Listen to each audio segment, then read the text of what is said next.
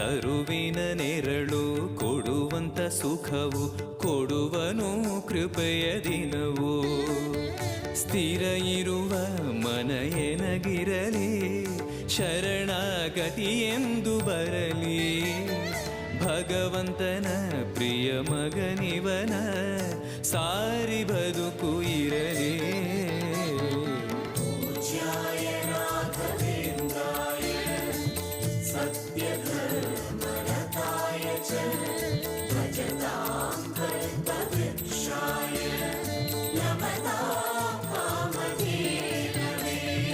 ಆಲಯವೆಂದರೆ ಮಂತ್ರಾಲಯವೇ ಬೇರೆ ನಾ ಅರಿಯಲಾರೆ.